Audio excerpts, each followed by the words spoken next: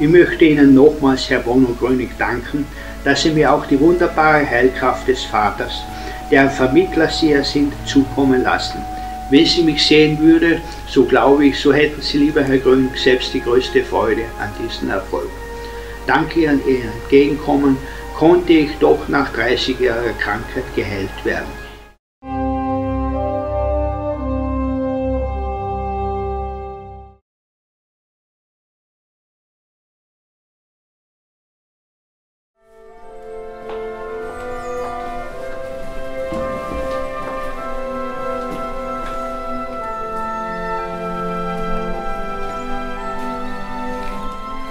Ja, da hat Pratnickers gewohnt.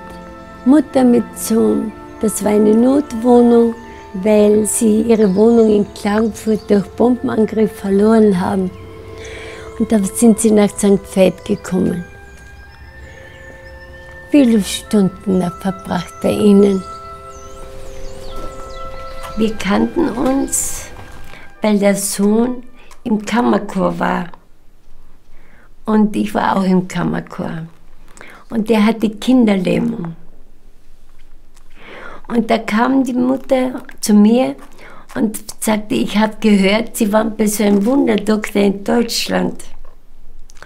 Könnten Sie mir nicht davon berichten, dass mein Sohn, der Kurti, gesund wird? Ich wurde am 20.09.21 in Klagenfurt mit 7 Monaten und einem Gewicht von 1,35 Kilo geboren. Im ersten Lebensjahr erkrankte ich bereits an spastischer Kinderlähmung, an deren Folgen ich bis zum Jahre 51 zu leiden hatte. Mit 4 Jahren wurde Kurt Pratnecker 3 Monate lang von der Brust bis zu den Zehenspitzen in einen Gipsverband gelegt. Beide Beine wurden gegrätscht. Später musste er 8 Jahre lang an beiden Beinen Stützapparate tragen.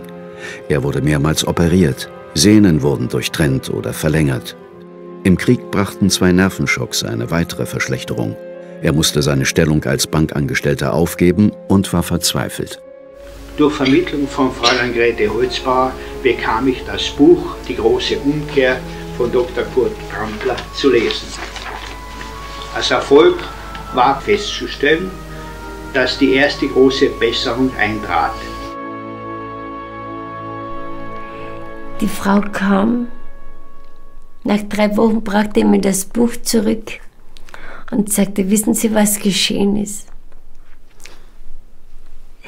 Ich musste seine Hosen um 10 cm verlängern, denn es war bei ihm die Sehne verkürzt. Er konnte die Beine nicht strecken. Und deshalb musste er immer so gebückt gehen.